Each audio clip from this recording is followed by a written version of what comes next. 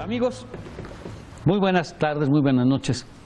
Estamos aquí en su programa favorito, Revelando la Historia. Tengo el gusto de recibir al maestro Rodolfo Palma Rojo. Bueno, el maestro es muchas cosas que ahorita les voy a platicar, pero lo conoce mucha gente en la ciudad de Pachuca y en el estado de Hidalgo por su actuación oficial, que es director del Centro Regional INAH, lo que llamamos el delegado del INAH, Instituto Nacional de Antropología e Historia, que además, como usted sabe, es un asunto pues que a todos los que nos gusta la historia y la cultura nos atañe. ¿Por qué? Pues porque el INAH cuida de todo lo que nos gusta y todo lo que nosotros amamos, que es el patrimonio. Ahorita platicaremos de él, pero por lo pronto le doy la bienvenida al literato, porque resulta que Rodolfo acaba de escribir este libro y vamos a platicar un poquito de él, de su vocación literaria. Rodolfo, bienvenido. Gracias, Luis, muchas gracias. Un gusto. Sí, Rodolfo, primera pregunta, como dijo a bocajarro, ¿por qué no siempre fuimos amables? Así se llama el libro, no siempre fuimos amables. Es una frase cotidiana, es una frase muy usada, pero lleva implícito un reconocimiento, una cierta humildad a una actitud. No siempre fuimos amables, o a lo mejor no siempre hemos sido amables. Y qué interesante, porque ahora en este mundo, amigos, como están las cosas, difíciles en todos aspectos, hay que ser siempre amables. ¿Por qué? Porque es la única forma en que podemos convivir, dialogar, inclusive hasta disentir, si somos amables. Bien, la pregunta primera para mi amigo Rodolfo Palma es: ¿por qué el título No siempre fuimos amables? Pues principalmente quise jugar con la palabra amable. Ajá. O sea, alguien que es amable es alguien que es que tiene las posibilidades o la capacidad de ser amado. Entonces, alguien que tiene esa potencia. Entonces, nunca claro, de ahí fuimos, viene la palabra. Sí, y como la novela empieza en general sobre el amor, hay una serie de secciones chiquitas, unos pequeños cuentos de un personaje que se llama Todo Amor, que para mí es la actitud del amor, la verdadera actitud del amor. Y intercalado está una novela, ¿no?, que es la que lleva el mayor cuerpo del texto, pero esa novela poco tiene que ver con el amor propiamente, ¿no? Hay mucha rudeza, hay mucha traición, hay mucha mentira. Borges decía que en el amor todo, menos violencia, mentira y traición. Bueno, pues en esta novela, sí, ¿verdad? Es una frase contundente. No, y es una fórmula. Sí. En el amor se puede todo menos violencia, mentira y traición. Excelente. Excelente. Entonces, ellos, estos personajes, un tanto grotescos, rudos, soeces, groseros, pues lo que menos tienen son de practicantes del amor. O sea, ellos creen que están en la cuestión amorosa, pero hay mucha traición, hay mucha mentira, hay incluso violencia. Y hay veces que se confunde un poco el propio protagonista entre lo que es el amor y lo que es el deseo. Exacto.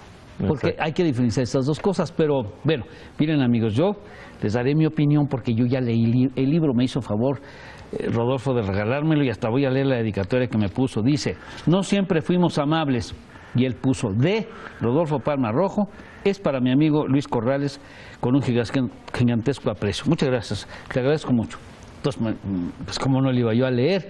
Además, como conozco al maestro Palma, sé que es un hombre culto, sé que es un hombre preparado, sé que es un hombre sensible. Entonces dije, bueno, la novela debe estar buena, porque no cualquiera persona puede escribir una novela, digamos, normal, en donde hay amor, en donde hay una trama, en donde hay, además contemporánea, en donde retrata, podríamos decir, desnuda, la sociedad mexicana de hoy, sobre todo la sociedad de las zonas metropolitanas, ¿no?, de los lugares en donde hay mucha interacción social, en donde hay, bueno, pues una serie de asuntos. La novela empieza, entonces yo ya la leí y me gustó. Le digo a Rodolfo que me picó. Miren, Yo les voy a decir una cosa con el cariño que les tengo a todos los que nos hacen favor de ver siempre. Yo sé que hay muchas personas que no se pierden un programa. Miren, una de las fórmulas para tomarle el gusto a la lectura, porque hay que tomarle el gusto a la lectura. No se puede ser lector sin amar a la lectura.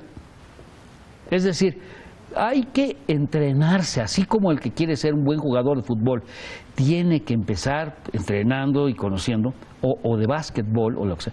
Pues así el que quiere ser un buen lector tiene que entrenarse a leer. Y mi consejo a mis alumnos y a ustedes es: nunca lean un libro que no les va gustando. Si usted tiene un libro que se lo recomendaron mucho y todo, léalo.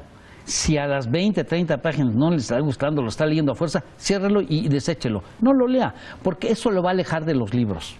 Lea puros libros que le gusten, puros libros que le entusiasmen.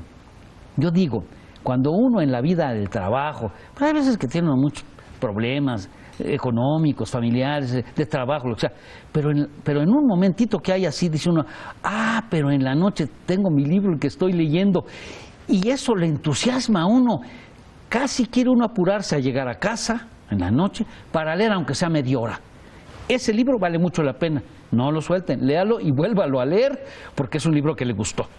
Entonces no es fácil para un autor, como en este caso Rodolfo, capturar al lector, y menos un lector, perdónenme que me autocalifique, inquieto como yo. O sea, si a mí me aburre una novela, ya no la leo.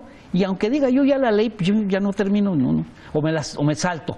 Ya cuando le brinco uno de un capítulo a otro, ya no está gustando. No, y a mí me prendió la novela porque es buen narrador y buen cronista de la vida actual, porque retrata cómo es de cruda la vida actual, ¿no? El libro empieza con un programa de televisión. A ver, Rodolfo, un poquito. Bueno, citan a este ginecólogo que es el protagonista, Víctor Durá. Es un ginecólogo, lo citan en un programa de estos de salud, de venga a hablar, y él va y pasa por todos los estudios. No de historia. No de historia. No de historia. No de revelación. No, por eso. Entonces ya llega el programa y yo he también crecido en estudios, ¿no? Yo también he vivido en los estudios y pues esto también maravilla que normalmente el invitado, que así me siento, pues nos sentimos maravillados, como que nos escogió alguien del todo el universo y nos dijeron ven, y además nos proyectan a miles de televisores, miles de familias, entonces uno se siente soñado. Eso es lo que le pasa a mi personaje, a Víctor Durá. A Víctor Durá, y allí entra una llamada telefónica, porque es de estos programas de que hay llamadas, está en vivo. Cuando está en vivo, y entonces pues esa llamada desbarata esa llamada cambia su vida. Ahorita sí. Que regresemos, porque ya me pidieron un corte, regresamos a ver por qué la llamada telefónica de alguien que lo vio en la televisión cambia su vida totalmente. Bien, ahorita vamos a regresar después del corte con Ariadna Mendoza Rivera, la arquitecta que nos va a hacer el favor de leer una biografía de don Abraham Pérez López. La biografía de ahora tiene mucho que ver con el INAH, con la arqueología, con la historia, porque se trata de la biografía de Jorge R. Acosta, que fue un arqueólogo que, aunque no es hidalguense, Hidalgo le debe mucho. Descubrió los atlantes de Tula y los mostró al mundo, y toda su vida la dedicó a la arqueología. Jorge R. Acosta. El Museo de Tula se llama así, Museo Jorge R. Acosta. Hoy se va a usted enterar por qué. No se vaya.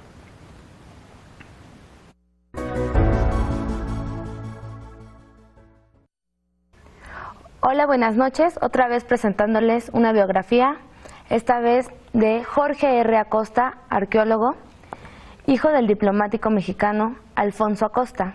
Nació en Pekín, China, en 1904. Estudió arqueología en la Universidad de Cambridge, Inglaterra, y en 1940 vino a México, su patria, donde ocupó varios cargos en el Instituto Nacional de Antropología e Historia, el INAH. Después realizó trabajos de exploración en Guatemala, Belice y Ecuador. Durante 15 años dirigió los trabajos de restauración de la zona arqueológica de Tula, donde descubrió los atlantes enterrados en el centro de la pirámide de Quetzalcóatl.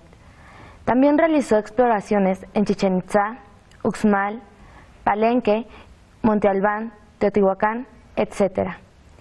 Fue autor de 47 trabajos científicos, publicados en revistas especializadas y en cuadernos americanos, especialmente.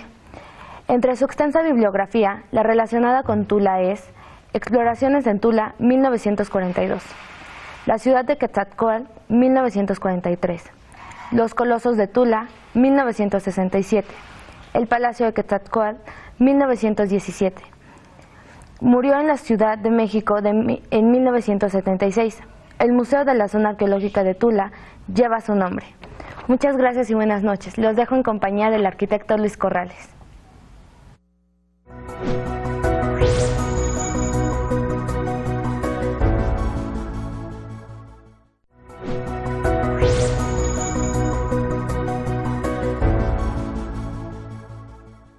Aquí estamos otra vez, amigos. Muchas gracias. Gracias a la arquitecta Ariadna Rivera. Mendoza Rivera, perdón. Siempre me equivoco. Gracias por la biografía de Jorge R. Acosta. Por otra parte, aquí nuestro invitado es, bueno, es un hombre de ciencias, es un hombre de arte. Por eso es el delegado del INAH, pero también es productor de radio y de televisión. Eso estudió, es escritor y conoce estos asuntos de la cosa de la televisión, pues mucho más que su servidor, por ejemplo, porque yo soy un historiador, bueno, pretendido historiador, que aparece en un programa de televisión, pero eso no me da conocimiento de todo lo que es esta ciencia a la que respeto mucho, porque bueno, yo cuando estuve aquí en el Radio y Televisión de Hidalgo como director en los años 90, pues me enamoré de estos oficios. Es muy engreidora esta actividad de la televisión, pero no quiere decir que uno sepa. De hecho, casi ninguno de los muchachos sabe más que lo que hace, porque son 1000 actividades lo que se hace en un canal de televisión. Bien, Rodolfo. Y entonces a este le llaman y resulta que es una llamada, y él siente que es una llamada que le viene desde el pasado, 17 años después.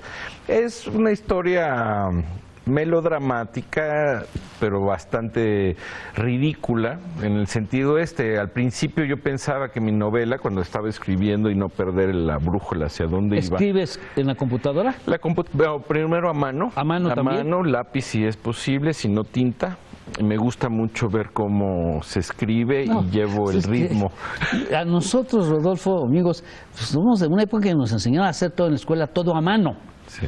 Y salíamos salíamos con buena letra, era obligatorio buena letra, porque no había como ahora que todos los niños tienen una lap o una tablet o una computadora o una PC en donde hasta escogen tipo de letra. No, nosotros escribimos a mano.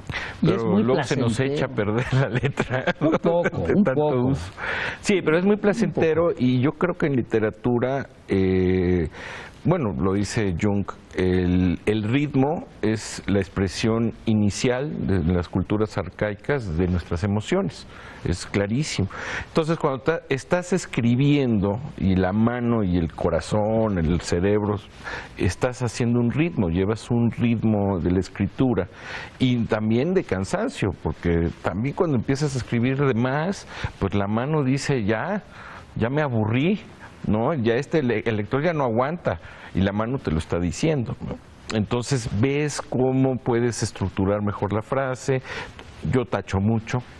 Onetti, por ejemplo, decía al revés, ¿no? Que él ya cuando escribía y en manuscrito no había correcciones. Es una genialidad poder tener esa claridad del cerebro a la mano. Y entonces sí escribo a mano, pero cuando perdía la brújula, decía, bueno, mi novela de qué se trata. Y así empecé como un título de trabajo, Hombre ridículo, mujer mentirosa. Y yo decía, ves que todos somos ridículos y mentirosos. Sí, porque en todo el libro está eso. Sí. Eres un hombre ridículo y eres una mujer mentirosa. Exacto. Constantemente. Y creo que le ofende mucho al doctor Durá ese calificativo de ridículo. Porque finalmente, ¿qué es el ridículo, Rodolfo? Es que, bueno, aquí el asunto es mi idea de los personajes, y así me van saliendo, no es que yo haga un proyecto claro de que así tienen que ser los personajes. Agradezco mucho el comentario de buscar la realidad cotidiana, sí la busco, pero los personajes se me hacen grotescos, que es una técnica o una forma de ver el mundo como más hacia la caricatura, hacia la burla, hacia la ironía. El sarcasmo, o sea, cómo los personajes se desdibujan. Los empiezo a ver, todos los personajes los veo ridículos. ¿no? Por grotescos. Por eso, sí, le quité además en la hora de tachar, quité muchísimos ridículos. O sea, le haces taller. Sí. A tus novelas. Sí, lo no, cual, claro. Te diré que yo también lo hago, ¿eh? Sí, sí. Yo Pues escribo a mano o en la computadora, pero ya que tengo en limpio, imprimo a corregir, porque si no, entonces como que, bueno, puede ser algún escritor que tenga la genialidad de escribir y ya no corregir. Pero lo más importante es escribir bien, correctamente, hilado, congruente. Y después también checar tus calificativos.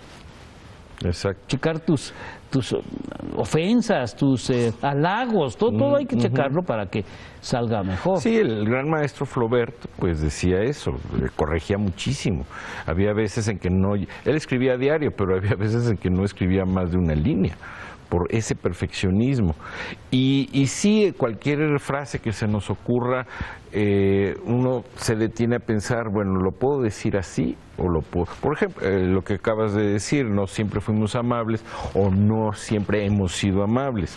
Las dos formas son correctas, pero le das otro sentido, le das otro ritmo, le das otra frase y siempre el título fue surgiendo también de ahí. Sí, ¿no? ¿Verdad que nunca se empieza a escribir un libro con el título? No. El título no. El título se va a buscar después. El chiste es expresar una idea, contar una historia. Exacto. Y bueno, hablando de lo de ridículo, un personaje importante de la novela es la madre de Víctor Dura, que en la novela, ya en ese espejo retorcido, pues el capítulo de ese capítulo se titula La bruja, y es en realidad una bruja, es una gente y ella termina diciéndole, eres ridículo. Claro que es doblemente ofensivo, pues si la madre misma le está diciendo eso. Y hay un rasgo ahí muy pequeñito que me gusta mucho, porque hay un vagabundo muy entre bambalinas recogiendo la ropa, porque llega Víctor, como es una bruja, casi le hace una limpia, lo deja desnudo, es más, porque pues la madre, el niño nacido, aparentemente, según ella, ya está revivido, ¿no? Y esa ropa que la tira la recoge un vagabundo, y ese vagabundo sale al final, y es confundido con el mismo Víctor Dura, ¿no? Entonces, esa es mi visión, de que el hombre cotidiano tiene esta crudeza que nos puede dar lo grotesco. Y luego Vito se encuentra con su amante desde hace 17 años y tiene con ella un flirt y una cita en un hotel. Y bueno, después viene metiéndose mucho en su vida. Él tiene problemas en su casa con su esposa, que se llama Laura, que tampoco lo cela mucho, ¿no? No, pues supuestamente era un acuerdo, ¿no?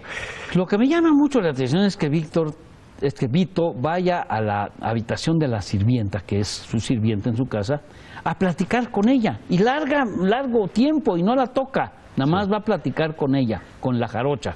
La jarocha. Y ahí es una historia también sórdida, porque la jarocha era un hombre enamorado de Víctor, y por ese gran amor decide transformarse en mujer para ver si así Víctor la quiere. Y aún así Víctor no prefiere nada más hablar con ella, ¿no?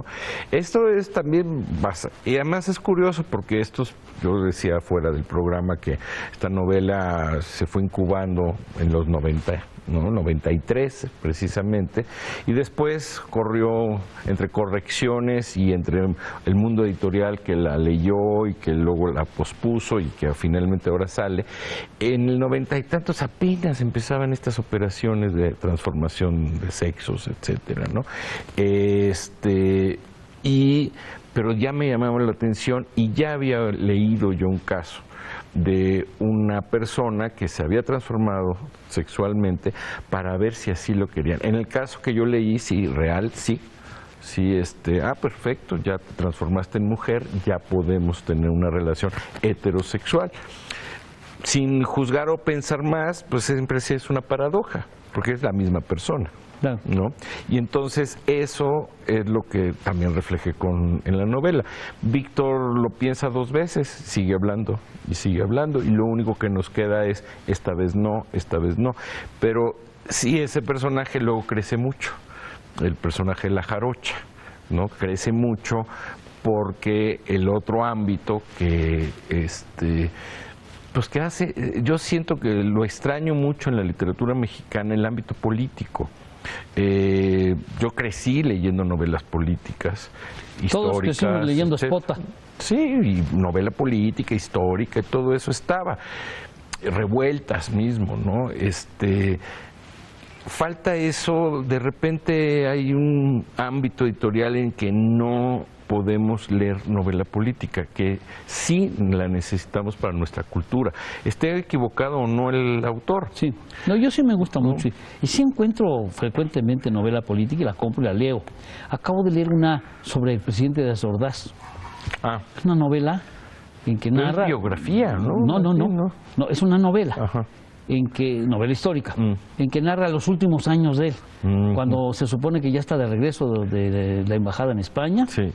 Y bueno, pues es un solitario, ¿no? Y ni su familia lo busca, ni lo atiende, ni nada. Y bueno, intercala esa novela con todas las cosas que el autor dice que hizo Díaz Ordaz. Es interesante, vaya, la novela política es muy interesante porque a veces... Rodolfo, en la novela política es donde se permite decir lo que no se permite decir en la historia o en la crónica, claro, ¿no? Claro. No, y además, sí rebasar este periodismo o esta novela del momento. También sí aparecieron muchas. Me gusta mucho en la parte política de tu novela la discusión que hay entre un secretario de Gobernación supuesto, ¿no? Entre los candidatos, precandidatos, 3 o 4 al gobierno pues de Veracruz, porque de eso se trata, y cómo se dan las decisiones y las tropezones y cómo uno le mete el pie al otro y que esto debe ser en algunos estados seguramente cuando hay mucha competencia, ¿no? Pero claro, no se va a publicitar. Me gustó eso, me gusta cuando se descubre lo realista que es, pero desconocida, la vida política. Voy a sacar a otro cortecito, porque aquí cada periodo tenemos que atender un corte. No sé si venga ya Abraham Chinchillas o todavía no, hasta la otra parte. Entonces, unos pequeños mensajes de radio y televisión de Hidalgo y regresamos, amigos, con mucho gusto.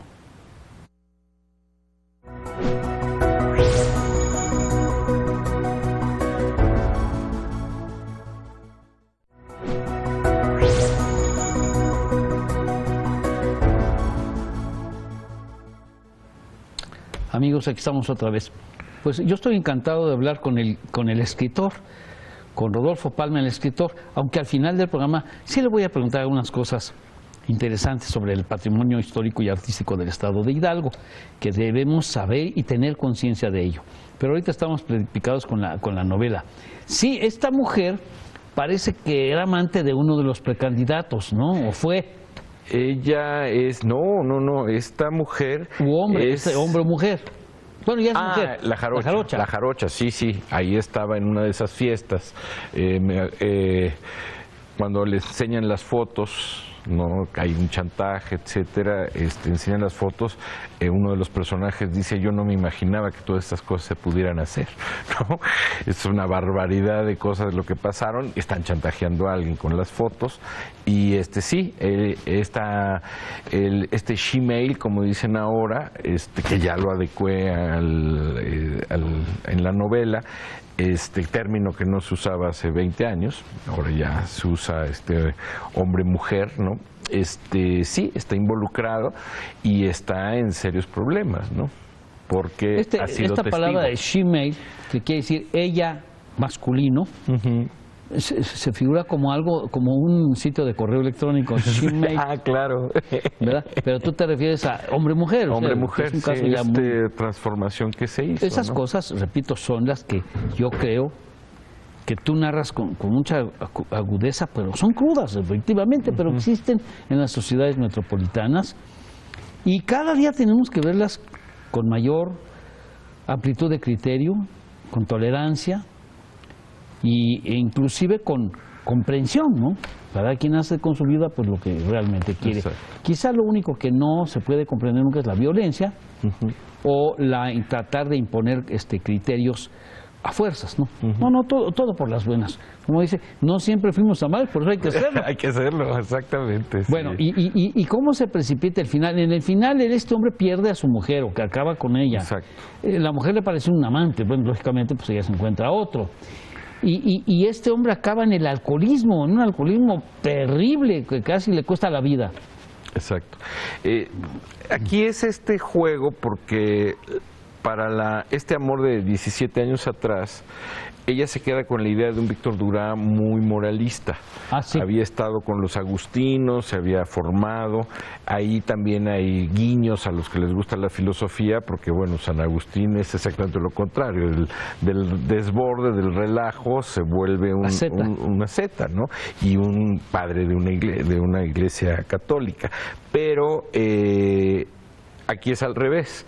Este hombre que empieza muy formal, pues retoma las ideas de San Agustín, se equivoca con su interpretación y empieza a hacer una vida muy ordenada, o sea, con amantes cada día, etcétera. Amante por día, sí. Por día. El jueves tal, el viernes tal. Y entonces la esposa también entra en este juego, es parte de esos elementos. Ella también tiene una historia bastante cruda y cruel de cómo terminó en brazos de este ginecólogo, pero ella lo aceptó.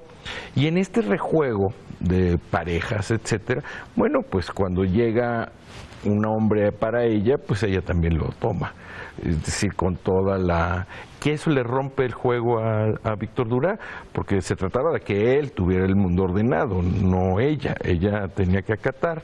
Entonces, ahí también es esta situación crítica a estas costumbres, ¿no?, pseudoliberales que no lo son.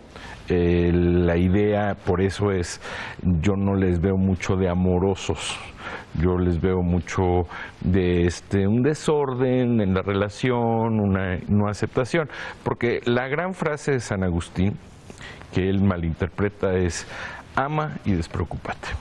Entonces, sí, claro, pero Agustín se refiere a amar a Dios y al prójimo, ¿no? Si amas, puedes despreocuparte de tu destino final. O sea, si amas, tendrás un buen final, irás al cielo. Es lo que quería decir San Agustín. Sí, y que hagas lo que hagas, ama. Si regañas, dice San Agustín, hazlo con amor. Si te enojas incluso, ¿no?, hazlo con amor. Todo y despreocúpate, ¿no? Entonces, claro, él dice, pues yo voy a amar, ¿no? Sí, pero él se refiere a otro amor. Exacto, y entonces es una fórmula que evidentemente, volviendo a la frase borgiana, pues toda mentira, traición y violencia hiere, lastima e incluso llega a matar al prójimo, y en este caso a las prójimas, ¿no? O sea, se lastima a alguien, al contrario de amar a alguien. Claro. Y así, pues, como llega al alcoholismo, lo salva, sí, lo curan en una clínica y finalmente acaba con la mujer, con la amante. Es el punto ahí, es el final que no debemos de contar, porque ellos habían quedado 17 años atrás de encontrarse y ninguno de los dos acudió a la cita. Entonces ninguno de los dos sabe quién falló. En la novela se sospecha que él sí fue, pero ella no. Y ahora, 17 años después, él está en un bar tomándose una copa, esperando y ve que ella llega, y ahí viene, esas son las últimas páginas de la novela. Él empieza a dudar si debe de salir a su encuentro o 17 años después no volverse a encontrar. Ella va dispuesta así a dejar todo, pero también es un mundo de apariencias.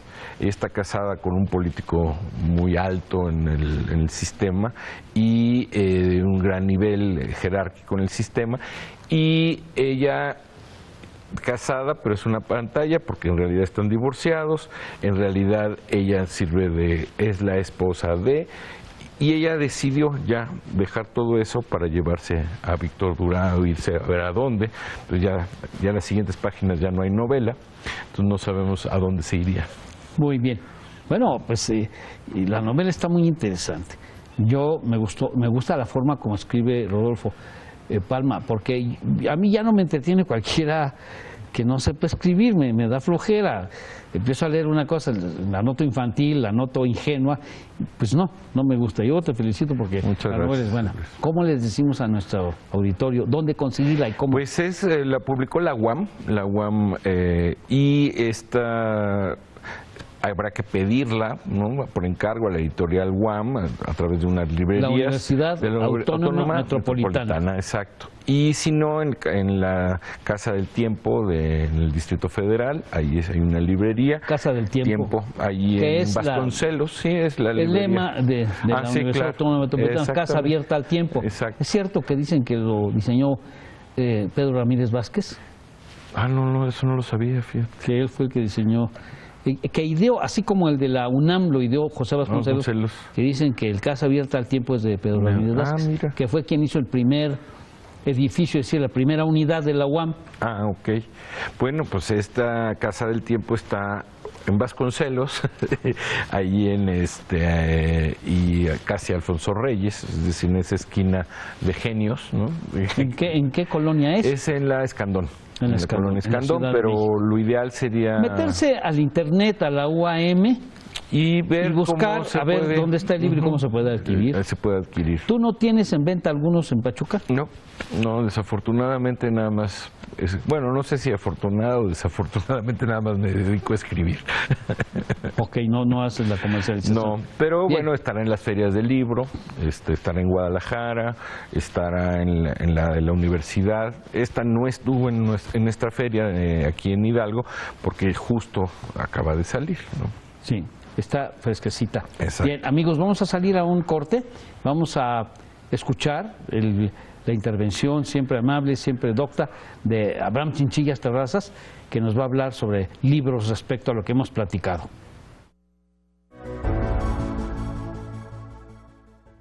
Gracias, arquitecto Corrales. Estamos en la sección, como cada semana, de efemérides y pues la recomendación editorial, y hoy precisamente que el programa versa alrededor de un libro es que vamos a hablar de autores que han influenciado de alguna manera el trabajo de Rodolfo Palma, escritor, porque bien lo dice el arquitecto Corrales, Rodolfo Palma tiene pues una amplia trayectoria en varias vertientes, en varios aspectos de la actividad cultural, desde su trabajo como funcionario hasta su trabajo en el cine, en la televisión, en la radio, pero particularmente en el trabajo como escritor. Rodolfo Palma, él mismo habla acerca de algunas influencias importantes en su obra y que se notan precisamente en el libro que estamos comentando el día de hoy, en la novela que se está comentando el día de hoy, y son dos escritores mexicanos de suma tradición y que son, digamos, a la vuelta de tuerca de la narrativa mexicana de la mitad del siglo XX. Me refiero a Jorge Ibargüengoitia y a José Revueltas. Jorge Ibargüengoitia nació en Guanajuato el 22 de enero de 1928 y murió en la capital de España, en Madrid, en 1983, en un accidente aéreo en el cual también murieron otras personalidades como el poeta peruano Manuel Escorza. Ibargüengoitia fue dramaturgo, narrador, traductor, ensayista y periodista. Empezó a estudiar ingeniería en la UNAM y después se dedicó al arte dramático en la misma universidad. Él tiene una amplia trayectoria como escritor, escribió teatro con obras como Susana y Jóvenes, también La lucha con el ángel, pero también se dedicó a los ensayos, un ensayo sobre teatro mexicano que es muy recordado, y las novelas, que fueron parte fundamental de la narrativa mexicana. Empezó con Los relámpagos de agosto en el año de 1965, le siguieron Maten a León, Estas ruinas que ves y Las muertas. Estas novelas eran novelas de mucha crudeza y que tenían, pues digamos, aspectos muy negativos de la realidad social, por lo cual en 1979 Ibargüengoitia se dedicó a escribir una novela que es sumamente entretenida y que es de un humor sumamente fino. Me refiero al libro titulado Dos crímenes, una novela que tiene mucho que ver con el autor, porque precisamente esa agudeza, esa manera de escribir las cosas más sórdidas de la vida, pero hacerlo también con un poco de humor, es algo de lo que Rodolfo Palma habla también en sus libros y en sus novelas, además de que, bueno, Rodolfo es también autor de una adaptación al cine de este libro, Dos Crímenes, una adaptación que no ha llegado a filmarse todavía, y terminó Ibargüengoitia su paso por la novela con Los Pasos de López. Hay por ahí algunos libros de cuentos y también trabajo periodístico. Por su lado, por otra parte, por otro lado, la presencia de José Revueltas también es sumamente importante en el trabajo de Rodolfo Palma, precisamente en esta vertiente de la novela política, de poder retratar en una novela que es completamente ficción aspectos de la realidad política de la nación, y que es también una manera de dejar marca en la época en que la novela está, pues digamos, siendo presentada, está siendo leída, está siendo concebida por el autor y también concebida por los lectores. Revueltas pues pertenece a una familia de artistas muy importante. El año pasado precisamente México se dedicó a celebrar el centenario de su nacimiento y nos dejó novelas que tienen una carga política sumamente importante. Por ejemplo, Los Muros de Agua, una fantástica novela muy pequeñita, de esas novelas que usted puede leer en 1 o 2 días. Apareció en 1941 y narra precisamente pues todo lo que vivió Revueltas cuando estuvo preso en las Islas Marías. Le siguieron libros como El luto humano, Los días terrenales, En algún valle de lágrimas, Los motivos de Caín, Los errores y El apando, una novela sumamente cruda al respecto de la realidad en la cárcel de Lecumberri y que también fue llevada al cine. Estos dos escritores tienen una carga muy importante de influencia en la obra de Rodolfo Palma como escritor, y precisamente pues circunscriben su novela a esta manera de narrar la realidad mexicana a través de la ficción, a través de historias muy reales, muy humanas, que tienen estos tintes que nos dejan ver un México que es el que estamos viviendo. Con esto vamos a la pausa promocional, regresamos en un momento más para continuar con esta entrevista en Revelando la Historia y con el arquitecto Luis Corrales Vivar. No se vaya.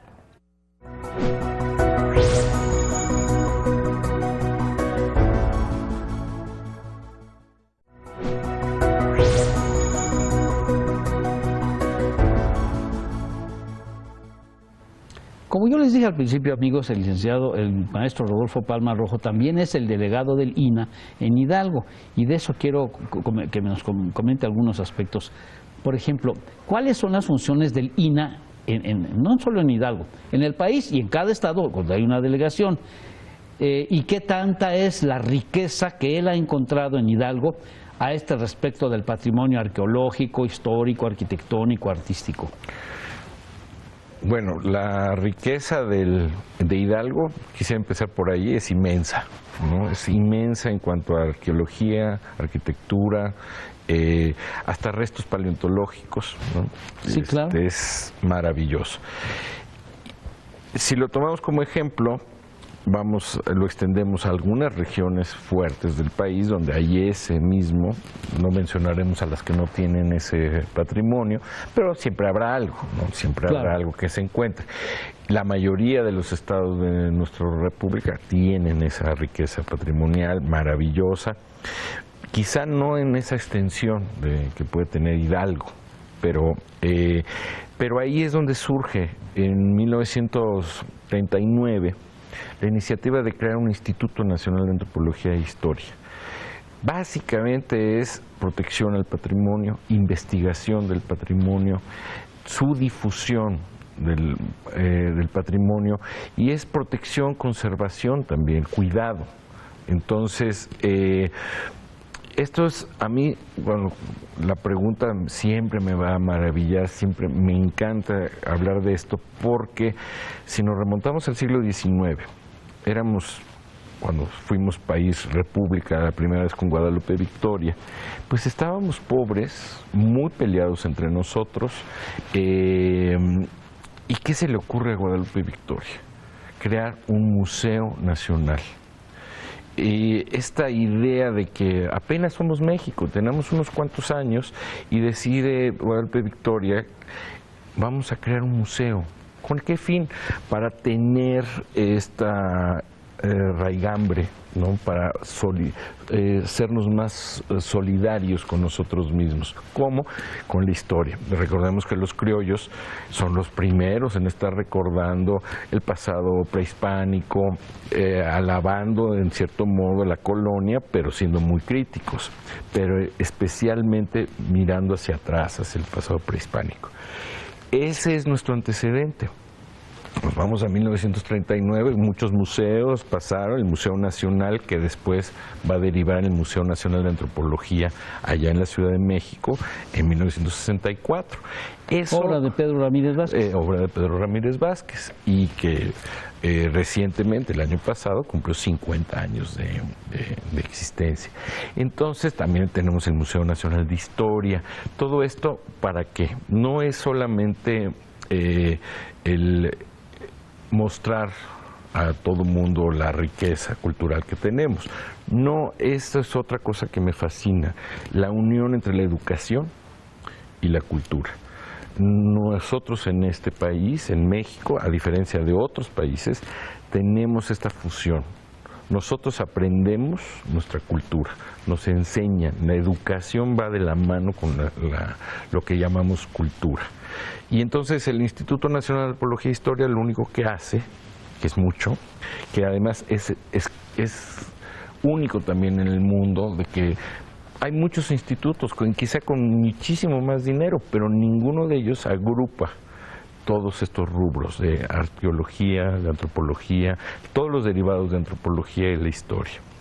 Y aquí esta combinación que es afortunadísima, lo que es antropología y la historia. O sea, la historia nos da todo el recuento hasta hace 2 segundos, ¿no? Lo tenemos. Y la antropología es una ciencia que nos permite abrirnos, comprender mejor a los demás, comprendernos a nosotros mismos. Entonces, esta combinación afortunada, insisto, entre historia y antropología, nos hace recordar muy bien el pasado, llegar al presente y ahí entendernos cómo somos, ¿no? ¿Qué somos los mexicanos? Una pregunta muy sencilla, ¿no? Decir, bueno, ¿qué es los mexicanos? Lo puedes explicar por el lado de la historia.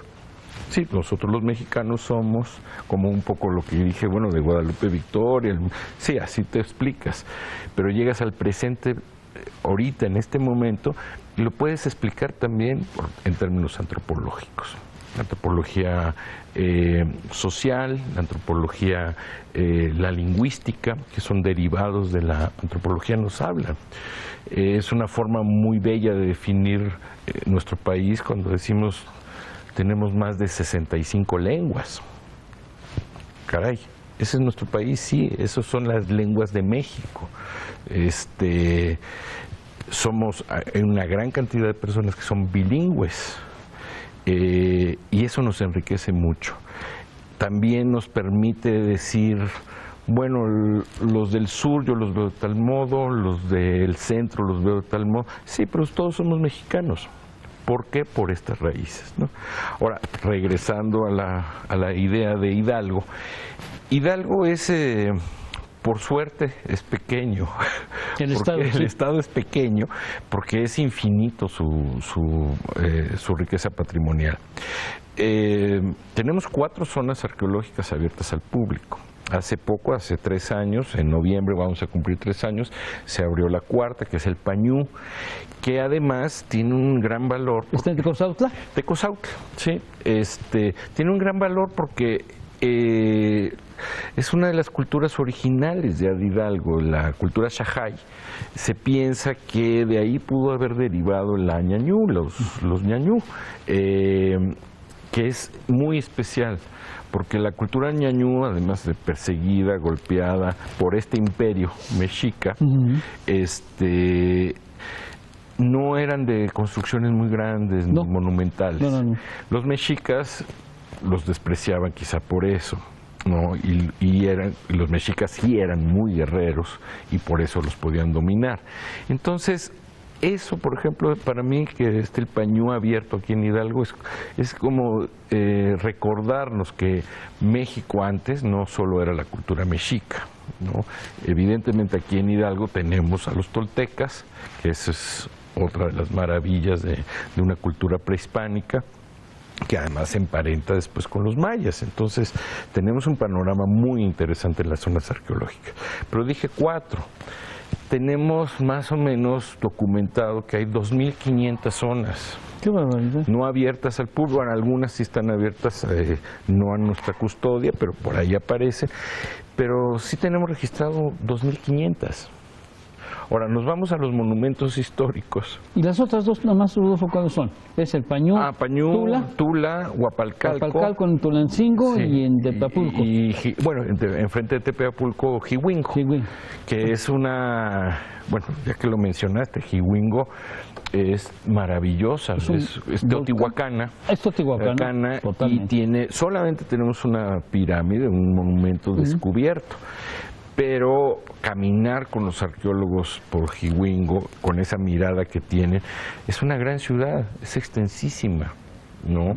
Y ahí están los petrograbados, está una serie de atractivos que uno empieza a maravillarse. Y yo en ese momento pienso también en los monumentos históricos, es que es la transición, ¿no? Ya con la llegada de los españoles, de los europeos, cómo llegamos en Hidalgo, una transición sensacional, porque además no solo, por eso corregimos, no solo están los españoles, están los europeos en general, y no solo los europeos, sino la presencia oriental, la presencia del Medio Oriente, etcétera. Y es en un estado pequeño, por eso insisto, menos mal porque lo podemos estudiar, ¿no? Lo podemos tratar de abarcar. Y en el presente que tenemos, pues, una cultura viva, una cultura, lo que llamamos, es en el caminar, es en la gastronomía, la ropa, el modo de hablar, el modo de ser. Las tradiciones, la danza, la música. Exactamente, ¿no? Entonces, es muy vasto y yo sí quiero decirlo, aprovechando tu espacio, de que el deber del Instituto Nacional de Antropología e Historia es sí investigar, sí difundirlo, pero también conservarlo y cuidarlo, restaurarlo en la medida que nosotros podamos, y lo estamos haciendo. Y también necesitamos la ayuda de ustedes, de los que nos están viendo, porque necesitamos que registren sus piezas. Necesitamos que vengan con nosotros, que se registren las piezas. Se van a quedar. Uno se vuelve custodio de las piezas, no el INAH. Uno es el que está custodio, pero ya registradas, claro, nos van a impedir robos, saqueos. Y van a permitir hacer estudios, estadísticas, exacto, investigaciones morfológicas, etcétera. Todo eso, ¿no? Bueno, amigos, el tiempo se nos está terminando. Efectivamente, el instituto, con el maestro Rodolfo Palma Rojo a la cabeza, nos permite tener la tranquilidad y seguridad de que el patrimonio está en buenas manos. Hay que tener mucho cuidado con nuestro patrimonio. Muchas veces tenemos riquezas en las poblaciones, en templos, en capillas, en exconventos, y no las respetamos y no les damos el verdadero valor que tienen.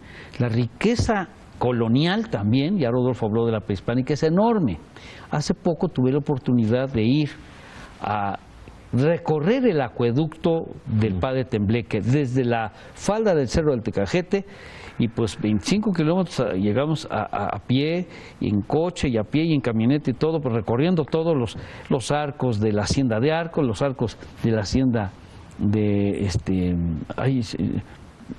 Tecajete precisamente, y luego el arquito que está ya próximo a las carreteras que cruzan ahí, que son la Libre de Pirámides Tulancingo y el Arco Norte y otro.